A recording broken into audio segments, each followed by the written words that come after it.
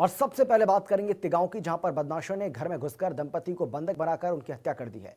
दिन दहाड़े घर में घुसकर 4 बदमाशों ने पति पत्नी की हत्या कर दी है और फरार हो गए। सीसीटीवी कैमरे में चारों बदमाश भागते नजर आ रहे हैं। पूरे मामले में पुलिस ने सीसीटीवी फुटेज के आधार पर जांच अब शुरू कर दी है।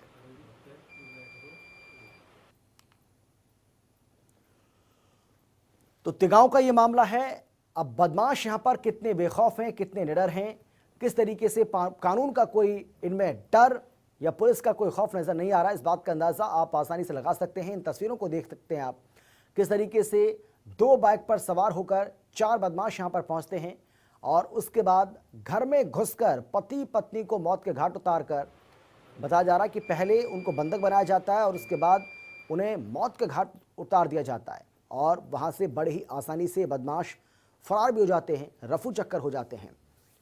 ये 2 तस्वीरें आपको दिखा रहे हैं। पहली तस्वीर जो आप देख रहे हैं, पहली तस्वीर में आप देख सकते हैं कि किस तरीके से ये बदमाश बाइक पर सवार होकर आए और घर के अंदर दाखिल होते हैं, पति पत्नी को ये बंधक बनाते हैं और उसके बाद उनकी हत्या कर देते हैं। दूसरी तस्वीर आपको हम दिखा रहे हैं, हत्या करने के बाद जब बदमाश घर से बाहर भागकर फरार होने की यहाँ पर वो कोशिश करते हैं और उसमें कामयाब भी हो जाते हैं, उसकी ये तस्वीर आप देख सकते हैं। किस तरीके से इस हत्याकांड की वारदात को अंजाम देने के बाद दंपत्ति हत्याकांड, जहां पर पति पत्नी को मौत के घाट इन बदमाशों ने उतार दिया और उसके बाद वो यहां से बड़ी आसानी से फरार भी हो जाते हैं।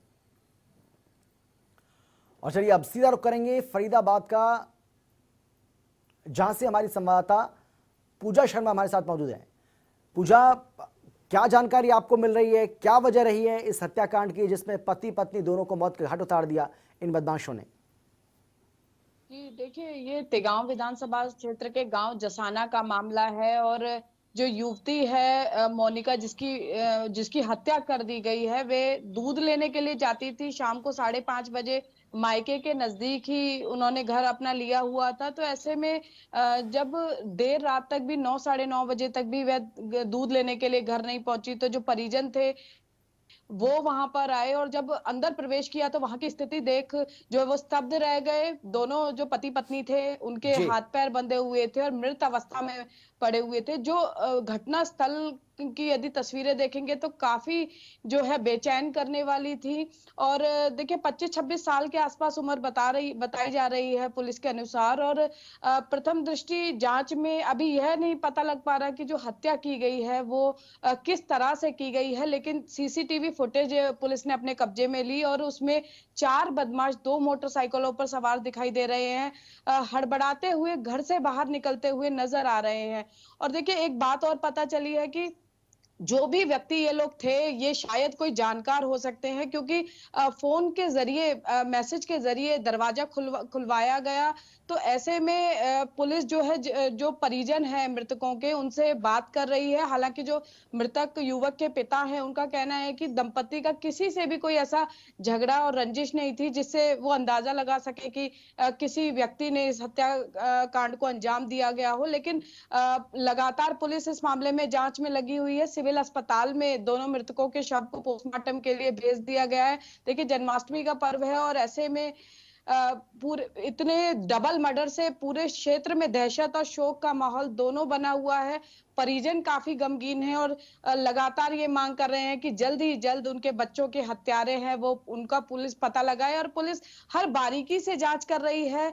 जिन लोगों का फोन आया, जो कॉल डिटेल्स है उनको भी निकलवाने की कोशिश की जा रही है, उनसे छानबीन की जा रही है। क्योंकि ओपी सिंह पुलिस कमिश्नर अपराध और अपराधियों को लेकर काफी सख्त रुख अपनाए हुए हैं। तो और पुलिस जिस तरह से दावा कर रही है कि अनुमान लगाया जा सकता है कि जल्द ही आरोपी पुलिस की गिरफ्त में होंगे। जी बिल्कुल पूजा, जिस तरीके से आप जानकारी दे रही हैं और परिवार का ये कहना है, यानी पीड़ित परिवार जो है उसका ये कहना है कि इनकी किसी से कोई दुश्मनी नहीं थी, किसी से कोई रंजिश भी नहीं थी। तो क्या पुलिस किस तरीके से इस मामले को अब जांच का जो वो है, बड़ा सवाल अब ये हो जाता है कि क्या लूट के इरादे से ये घर में दाखिल हुए थे या इसकी कोई और वजह रही है? पुलिस क्या कह रही है? देखिए, प्रथम दृष्टि जांच में जो है अभी लूटपाट की कोई बात सामने नहीं आई है और जिस तरह से जो हत्यारे हैं वो घर में प्रवेश कर गए बिना किसी कोई ऐसे ऐसी दरवाजा उनके लिए खोला गया, यानी सीधे तौर पर कोई जानकार व्यक्ति इस पर हो सकता है। पुलिस चलिए, इस बात को पूजा काफी पूजा आ गंभीरता रहे हैं से आपके ले रही पास। है। हमारे साथ एसीपी धारा यादव जी मौजूद हैं। धारा यादव जी, ये जो मामला है, क्योंकि कहीं ना कहीं कानून व्यवस्था पर तो सवाल उठेंगे कि किस तरीके से घर में दाखिल होते हैं बदमाश और इस दोहरे हत्याकांड को अंजाम देने के बाद फरार हो जाते हैं। हम आपसे जानना चाहेंगे आपकी जांच कहां तक पहुंची है? ये इन्फॉर्मेशन कल रात को मिली थी जी। जिसमें हस्बैंड वाइफ दोनों का मर्डर होने की सूचना आई थी हमारे पास। हम्म, तो रात को ही सारी क्राइम टीम्स भी, एसीपी क्राइम भी, डीसीपी क्राइम भी मौके पे तभी पहुंच गए थे हम्म, और घटनास्थल का डिटेल्ड मुआयना किया गया है। देखने से ऐसा लग रहा है कि घर में लूटपाट भी हुई है क्योंकि अलमारी और बेड और जेवरात वगैरह गायब है, सामान बिखरा हुआ है जी, और दोनों ही पति पत्नी को चोट मारी हुई है। हस्बैंड को शायद गोली मारी है और वाइफ का शायद गला दबाया है क्योंकि उनकी गर्दन टेढ़ी थी, हो सकता है हड्डी भी टूटी हो। कंफर्मेशन हालांकि पोस्टमार्टम होने के बाद ही हो पाएगा।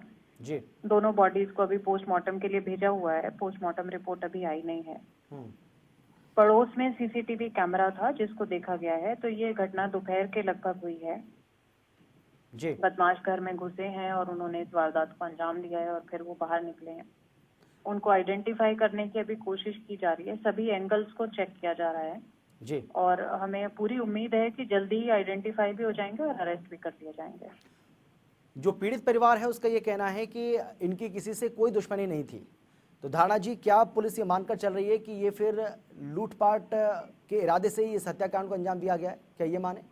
नहीं नहीं नहीं, अभी फिलहाल कुछ भी नहीं हम मान के चल रहे हैं। हमने सारे अपने ऑप्शंस खुले रखे हुए हैं। जी, तो ऐसा हम नहीं कह रहे हैं कि दुश्मनी थी, नहीं थी या लूटपाट ही थी। जी। अभी हमने सभी तरीके के ऑप्शंस खुले रखे हुए हैं क्योंकि इस तरह की घटना पिछले काफी समय से आसपास के इलाके में नहीं हुई है। जी, ये एक इकलौती घटना हुई है और जो बहुत आउट ऑफ प्लेस है। तो अभी इस स्टेज पे कुछ भी कह पाना संभव नहीं है। पुलिस अपने तरफ से सारे जो संभावनाएं हो सकती हैं हम हर तरफ इन्वेस्टिगेट कर रहे हैं।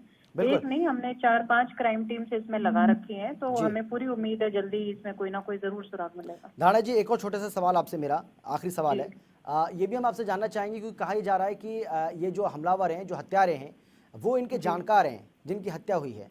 क्या पुलिस को इस बारे में कोई जानकारी मिली है क्या?